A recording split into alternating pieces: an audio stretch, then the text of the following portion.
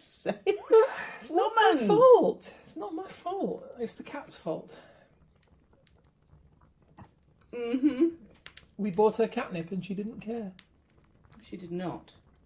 She just went, huh? She is a most peculiar cat. She is not enamoured of catnip. I think she's a dog in disguise. She's like a girl. She's good. Yeah. Yeah, In a yeah. little cat suit. Yeah, she's a little robot, little alien robot from a representative of the Urkan army.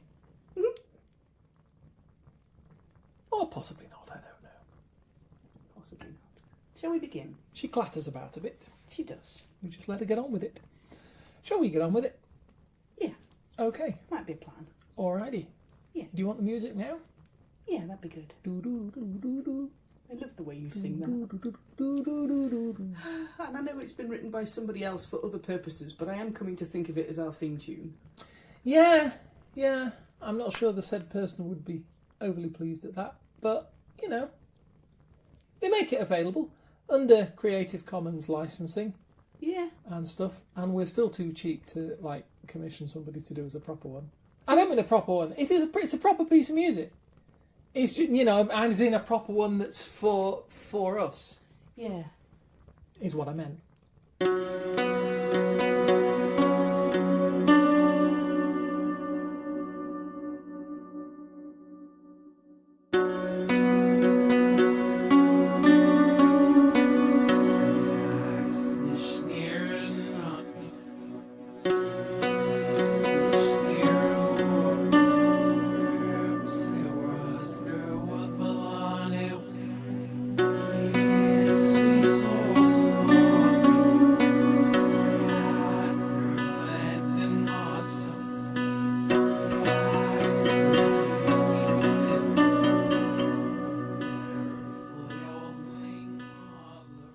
Because I like our little tune as well that isn't ours, it's somebody else's. Somebody else's, but I quite like it. I'm quite fond of it. Yeah, that one. I quite like that. Makes me very happy. Yeah. I hear that and I know shenanigans are incoming. Shenanigans will ensue. They will. Shall we say hello to the lovely listeners? If you want. Hello, lovely listeners. Hello, listeners. Welcome to episode 43. 43? 43. 43. 1, 2, 3, 43. 43. Of Frithcast.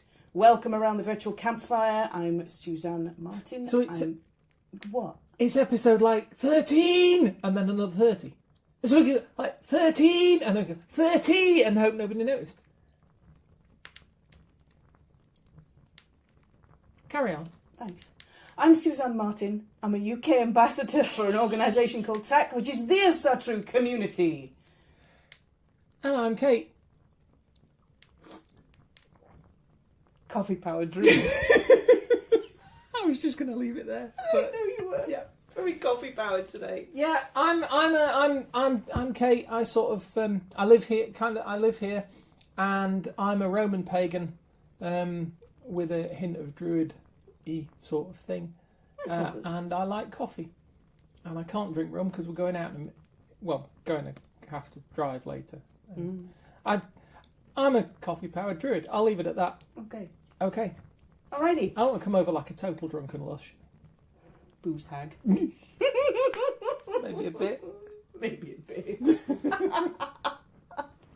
Welcome to episode 43, lovely listeners. Hello.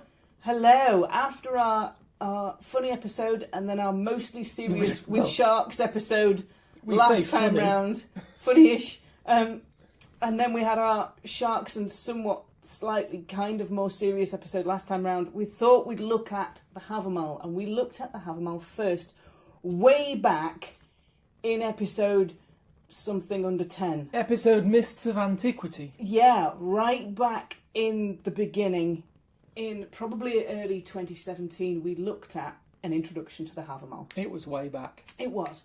So if you've joined us since then, don't worry. Yawning.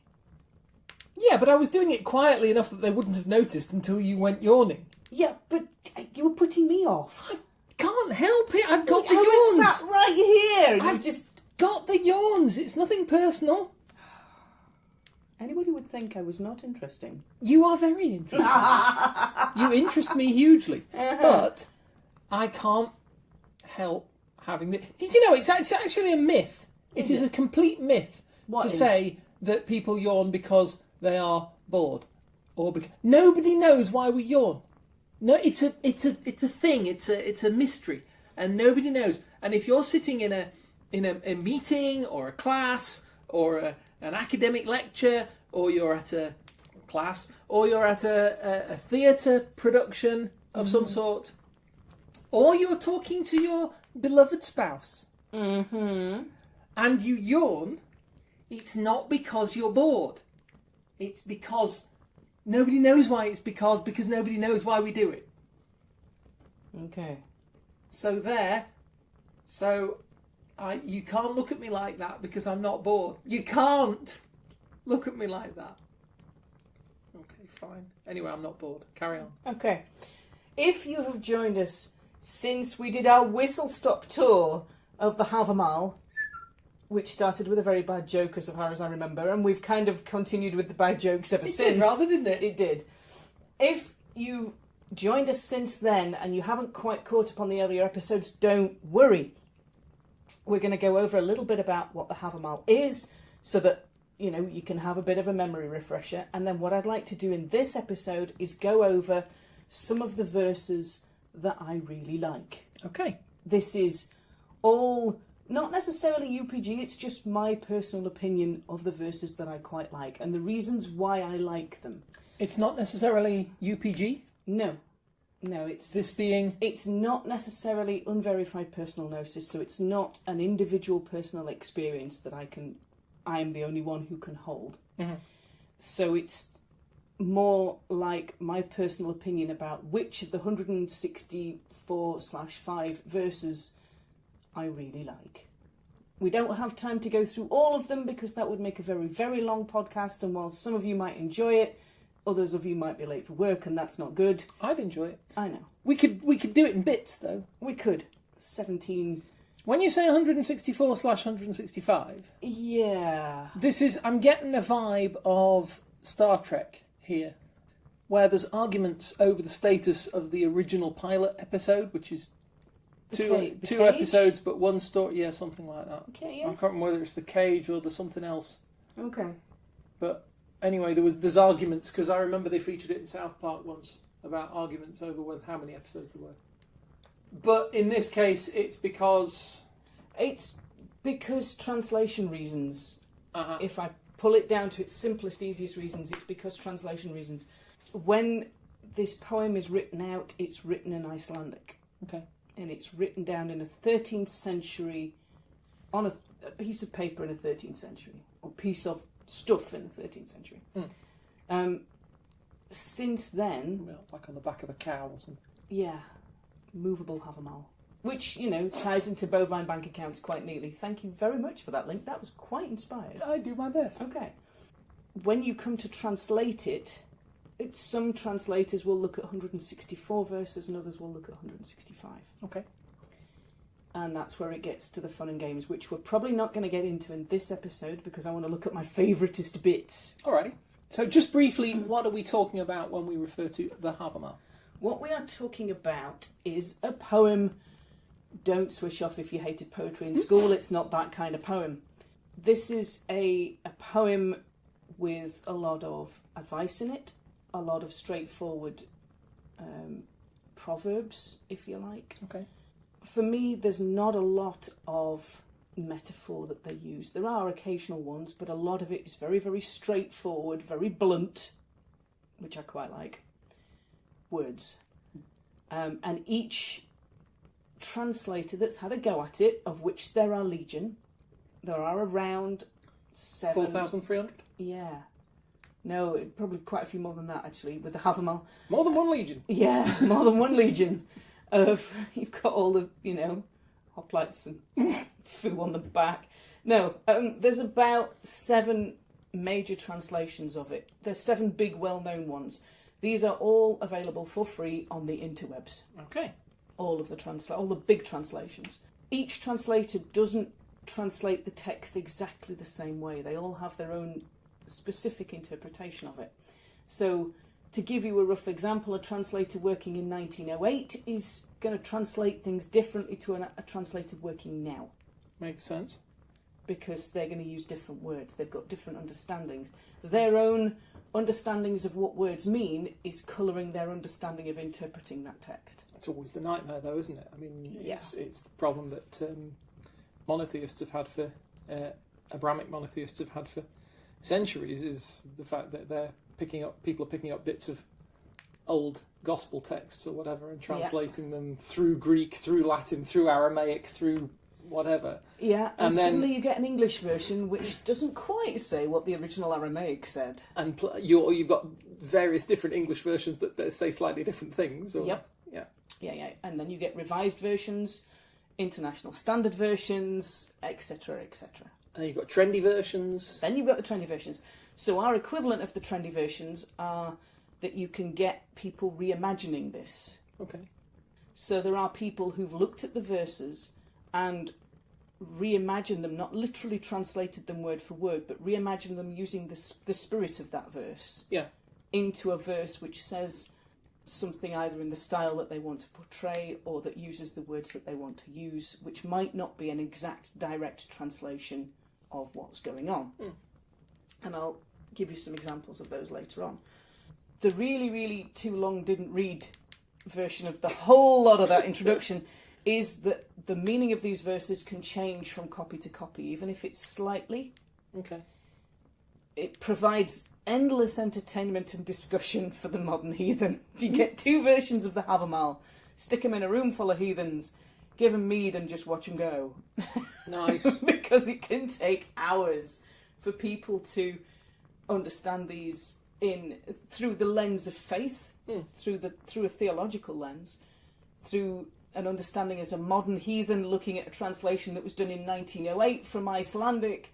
You've got a whole different, there's a lot of people have had makings in that, and it's learning how to sort them out and separate them and look at the biases that might be inherent in any one copy. Okay.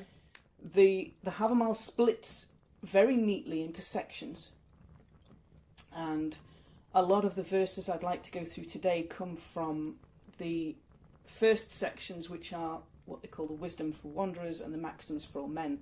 So these are the very first set of things in the Havamal are all about hospitality, guest right, host right, what you can expect from your guests, what you can expect from your host. These are sort of the rules on how to live as a community. Yes. Yeah. These are the rules on what happens when a stranger comes to your community. What do you do with them? Where do they go? Who do they talk to? What things, as a stranger coming into a community, what things are polite to talk about? No religion and politics at the dinner table. No religion and politics at the dinner table. So it's things like what is polite to talk about, not necessarily going on from what is polite for a stranger, what is polite for a friend. What do they talk about? What are the social graces around alcohol, around food, around friendship, around hospitality for strangers, hospitality for guests? Okay. What are the things that both sides of that can expect? And it ties back to us talking about that social reciprocity, which is where you are giving gifts because you might appreciate somebody, but you might give a gift if you are of high status and you're thanking somebody for their service. Yeah. You're expecting their loyalty, and in the next time you call to arms in that town, in that village, you are expecting them to come, and that gift that you give them is, when they accept it, their promise that they will come when you call. Norse gifts come with baggage. Norse gifts come with expectations. Yeah. And ties, and baggage, yes. And they all come with these social expectations. Social reciprocity, rules of hospitality are kind of like the glue that holds this society together. It doesn't matter where you go, so long as you understand the rules of hospitality, you know what's going to happen when you get there. Yeah. This is a document that's written down in the 13th century, which is a very, very long time ago. It is. It is.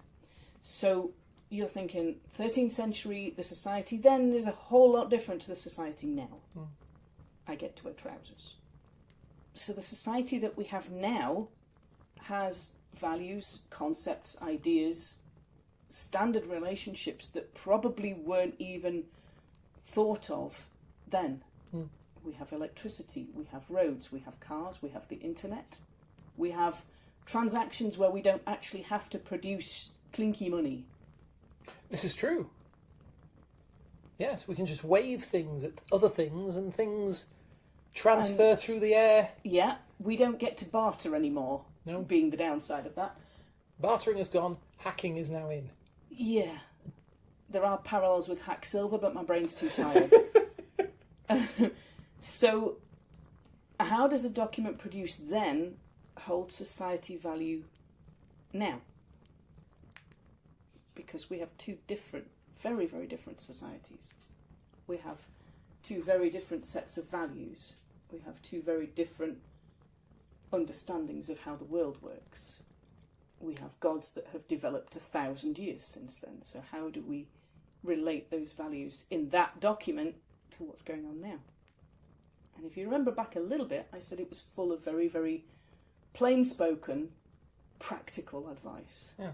And so these are some of the verses that I really like out of the Havamal. These are the ones that really resonate with me. And the first one that really resonates is the third verse. Okay. This is from the guest rights section. It's the first section that gets detailed in the Havamal. The very first thing they want you to know is hospitality. How to look after your visitors. And your family and your friends, but predominantly how to look after your visitors. These are the things that a guest can expect. These are the things that a guest is, it's nice for a guest to adhere to. Verse 3 is probably one of my favourite ones. So verses 1 and 2 detail a guest coming into the hall. And by the time they're in, we're on to verse 3, which says... Verse 3 is about the things that a host can provide. So, food, dry, warm clothing, a place for a visitor to get warm. This is important. These are important. Especially if you're in Scandinavia. Especially if you're in Scandinavia. This is the verse that I love because it details warm knees. The importance... The warm knees! I remember the warm knees. This is the verse that encapsulates the entirety of hospitality in a very, very short, simple understanding. Yeah. So, if you look at Olive Bray, she says, "He hath need of fire who is now come, numb with cold to the knee. Food and clothing the wanderer craves who has fared o'er the rimy fell." I used to be an adventurer. Until I took an arrow to the knee? Until I got cold to the knee. Yeah. Not good. If you look at the Asatra community's translation, he is in need of fire for he is cold through to the bone. No So knees again, No knees, but he seeks food and clothing for he's travelled a far distance. Yeah. So again, your basics of hospitality: hot food, shelter, dry clothing, fire for sitting by. Yeah. All in that one verse. Now, do you remember I said a little bit closer to the beginning, there are those who reinterpret the Havamal through a particular lens, so it's not necessarily a specific direct translation. Okay. One of these is Dr. Jackson Crawford. Now, he's on YouTube and on Twitter. He's a professor of Old Norse, so he talks a lot about the linguistics, sagas. He can speak Old Norse, so he does a lot of Crikey. translation work as Okay. well. Now, he did, in 2015, a version of the Havamal which he called the Cowboy Havamal. The Cowboy Havamal. The Cowboy Havamal. Okay. And if you're looking for a nice, steady introduction to the Havamal, this is probably an excellent place to start.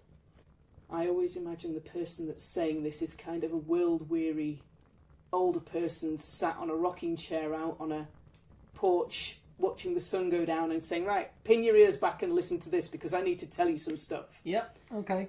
So the Cowboy Havamal just covers the first 80-odd verses of the Havamal. Okay. But it's these ones which are these proverbs, these ways of hospitality that are quite lovely when he writes them in there.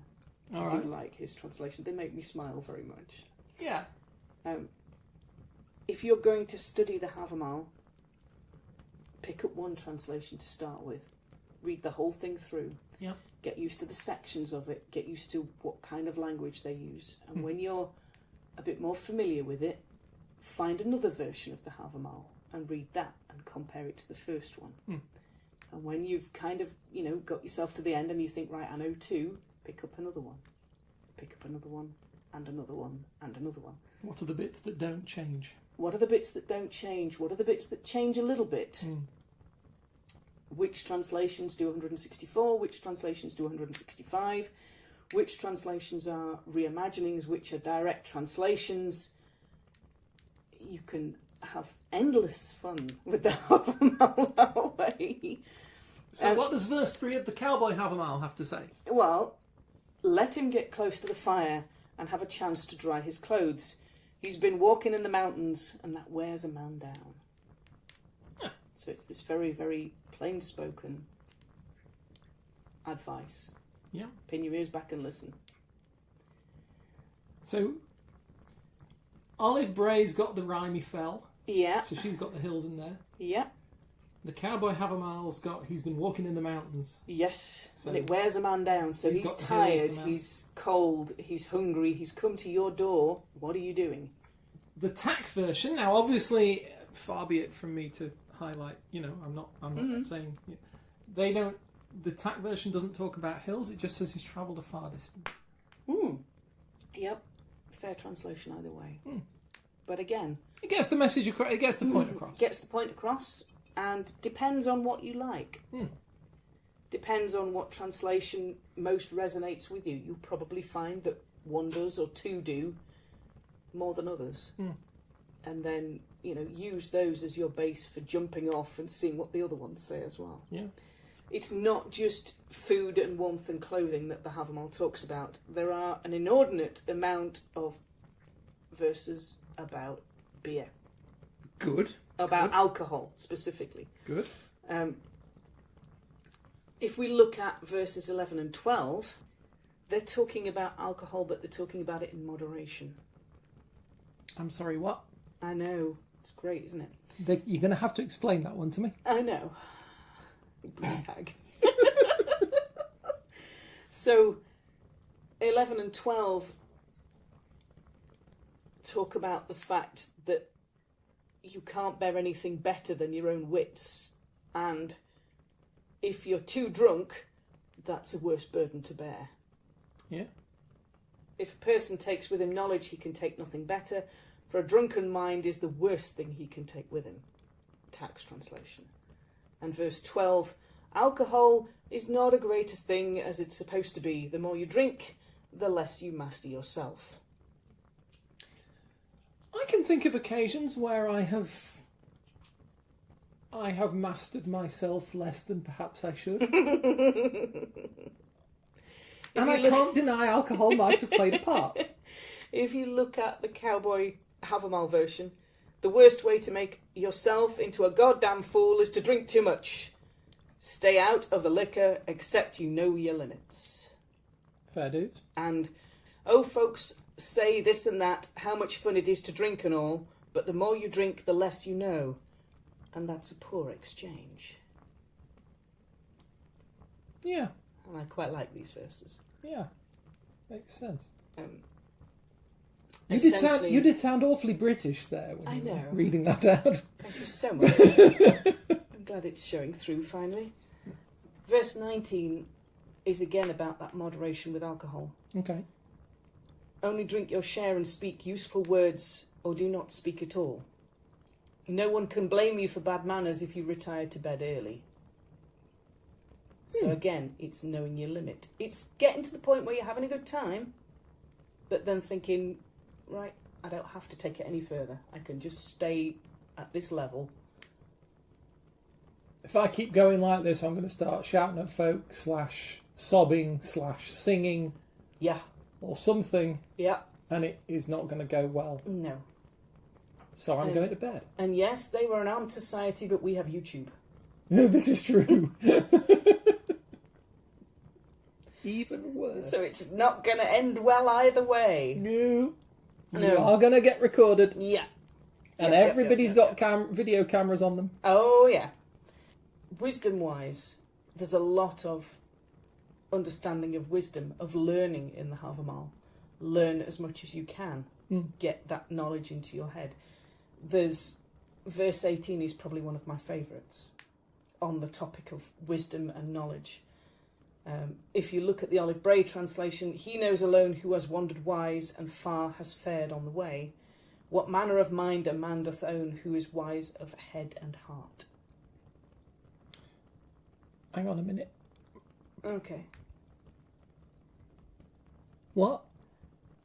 Basically means that if you're going to see how other people do things, you need to get out there and see how other people do things. If you're going to understand why other people hold the values they do, get out there and see it. Wait, what? See things from other people's point of view? Oh, yes. That's what it says. This is 2018. You don't do that. Yes, you do. You do. So this verse is all about getting to understand other people, becoming wise to the workings of others, understanding what values you hold, so what decisions they're likely to make. It's incredibly important for somebody who trades. Of course, yeah. So if you're going to travel all the way down the Volga River and meet the Rus and meet the people around there, you need to know how they trade. Because otherwise you could end up making goodness knows what and not coming back with anything. Yeah. So I like verse 18. It's like, understand the values that they hold, understand the lives that they lead. You've got to do that many, many times. You're only going to get smarter by knowing more people and seeing more places. And the heart of diplomacy. Getting out there, the heart of trade as well. Incredibly important to seafaring people. Yeah. We've just got a few more verses to go. So I'm going to look at verses 20 and 21 in tandem, again as a pair. And this is more about staying home rather than going out. And going out and seeing the world. Okay. And this is more about being in control of yourself. So... Are we talking willpower here? We are talking willpower here. So getting to know, having knowledge, understanding your own limits. Yeah. Knowing where your moderation is. And having willpower over yourself. Now, if I look at the Cowboy Havamal version of 20 and 21, they're talking about somebody who overeats being a sign that they don't have any willpower over their own self. Okay. A belly's a sure sign that a man's not in control of himself. Folks will laugh if you're eating too much. Your stomach's not your head. You can put too much into it.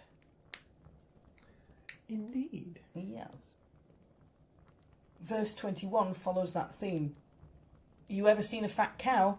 I mean, they're all fat, but only to a point. They don't eat so much that they hurt themselves.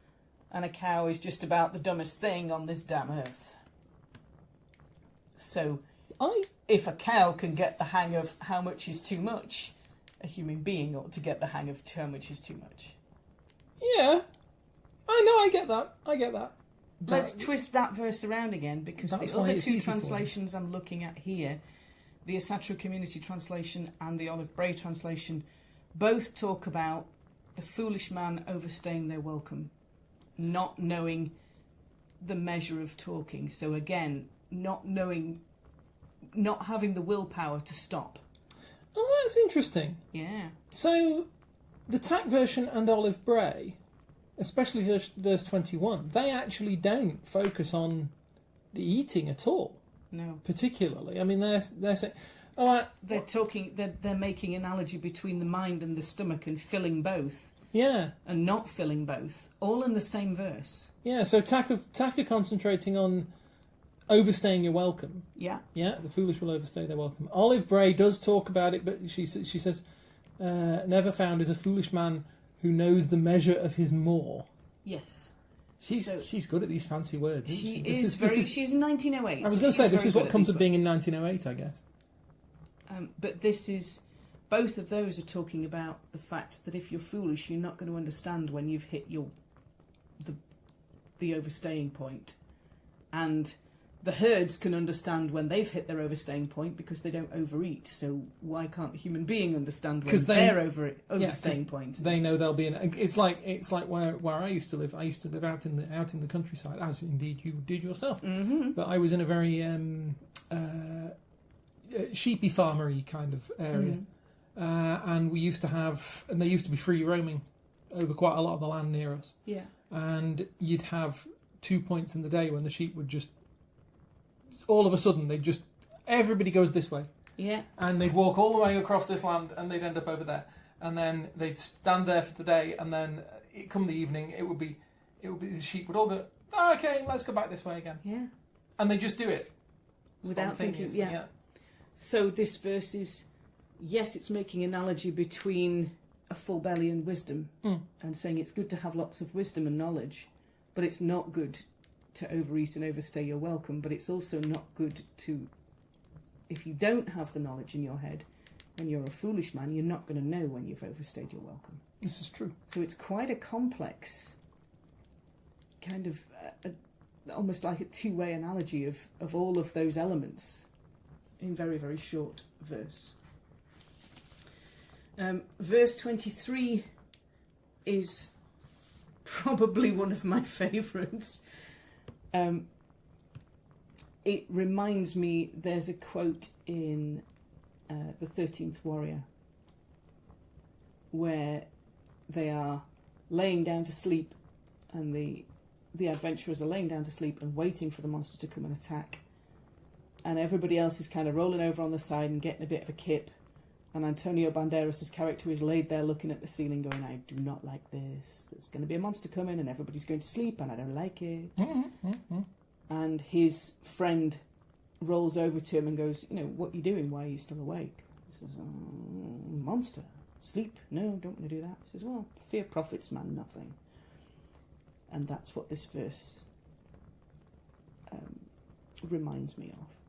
You see, there's a couple of different versions of this that I've run into in my time. There is a quote which actually features in a certain Rome-based strategy game that I play on the computer sometimes, and it throws up a selection of quotes while you're waiting for it to do something. And one of them is a quote from, I can't remember who. Okay. One of those betogered chaps that used to write, I don't know, Ovid or Cicero or somebody like that. And he said, try our best to find out, lovely listeners, and put you some links in the description like we usually do. Yeah.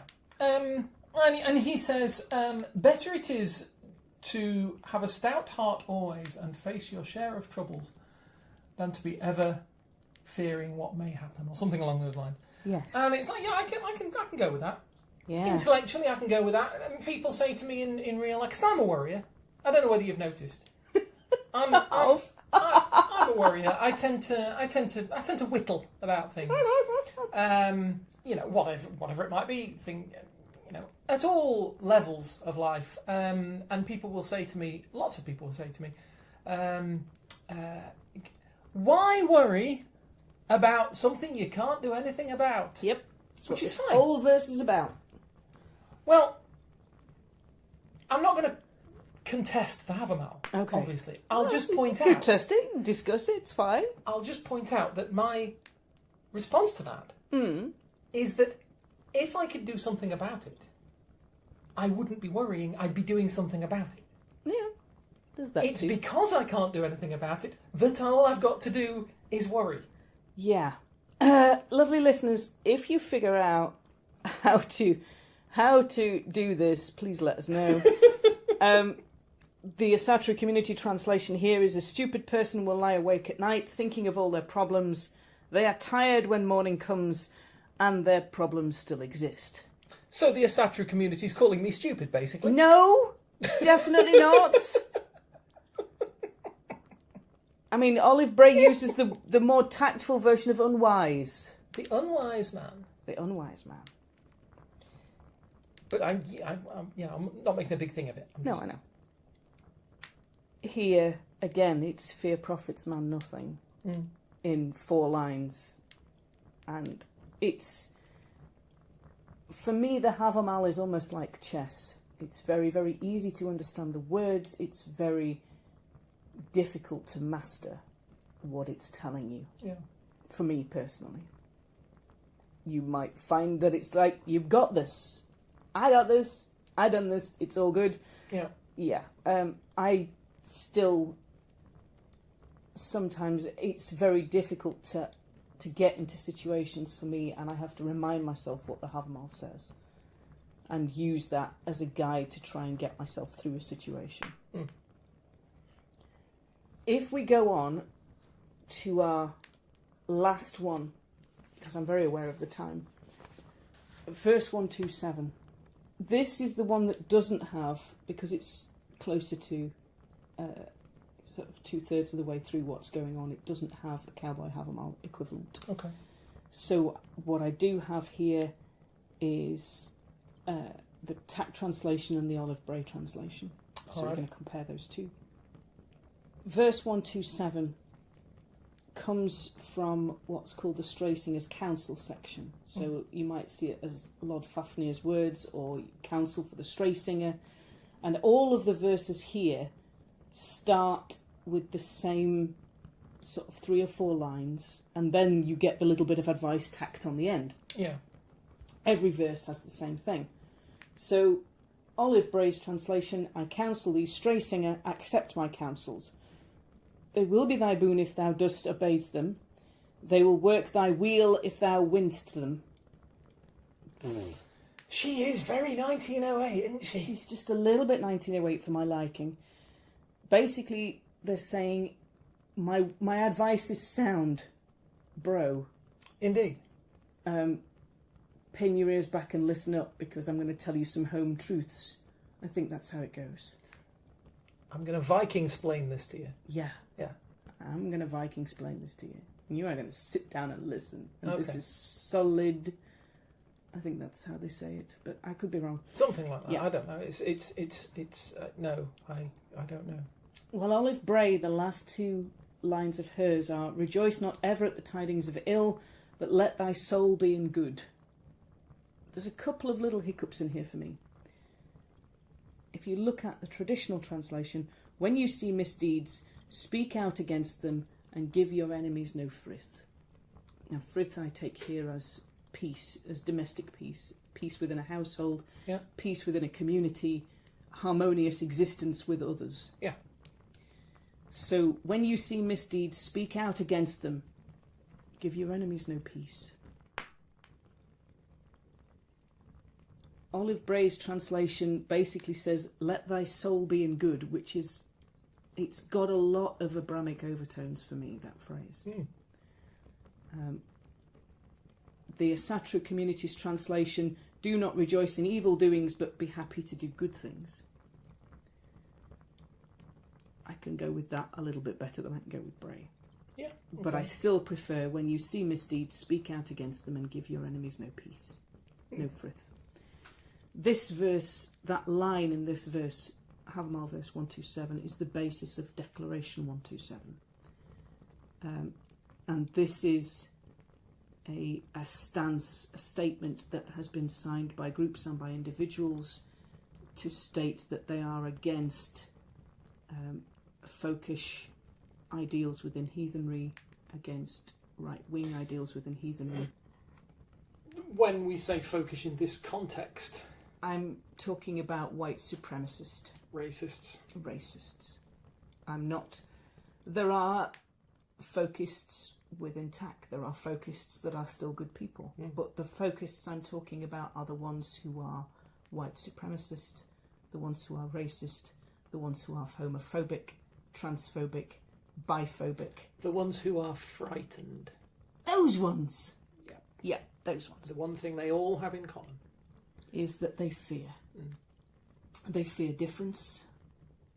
For me, a lot of my strength comes through knowing different people. Yeah. I have strength in diversity. Yeah. there is no strength in me gathering people that are exactly the same as me. I can't ever grow that way. Fragility. I can't ever... Brittleness. Yeah. I can't ever debate. I can't understand. I can't grow as a person. If I go out into the world and I only ever see people who are like me, how am I going to learn the workings of the world, like in the earlier Havamal verse? I don't get to find them. Yeah. I don't get to sit and talk with them as equals. I don't get to help me understand them. So you don't get to trade properly, and you don't get to Yeah. sign treaties and alliances and all that All of that kind of stuff. So, Declaration 127, if you want to go and have a look at it for yourselves, because that's kind of what we encourage you to do here on Frithcast. We don't sort of say, right, here is your information, we're going to spoon feed it to you and this is the only way. We say, no, here are the links, go find it. Figure it out for yourself, because we can't tell you how to heathen. We can't tell you how to heathen, no. Take a look at Declaration 127. Yeah. It's at declaration127.com, which is quite easy to remember. That's a good one. Take a look at it for yourself. Make your own mind up what you think about it. Yeah. But that declaration is based on this Havamal verse. And that's really the point. Yeah. Is essentially just explaining where this comes from, why it has that name, Yeah. and how it's interpreted. And how it's... So we circle all the way back to our beginning points. How can a 13th century codex document be relevant to our lives today? Declaration 127 is based on Havamal verse 127. It's directly impacting on who we are as modern heathens, and what stance we choose to take in that socio-political understanding. So we hope you've kind of enjoyed this fairly quick zoom around the Havamal verses, some of my favourite Havamal verses in this episode. Yeah. If you want to find us online, you can find me. I'm Suzanne Martin. I'm on Facebook, and I'm also on Twitter at Suzanne Tack, which is TAC. And if you want to find me, and you probably don't, but if you do, you can find me at my website glassrain.net, which I occasionally update, and I do have social media accounts linked from there, which I fairly rarely update. Still there though. It's still there. Yeah. But drop me a note and I'll come back to you. Yeah. Drop us a friend request. Drop us queries, comments. It's Abuse. No, don't drop us abuse. Whatever you like, really. No, just a hi is good. It's the internet. Yeah. Hello. You know. We'll wave back as soon as we can. We will. And we will talk to you all next time for episode 44. 44. See you then. See ya. Bye-bye. Bye.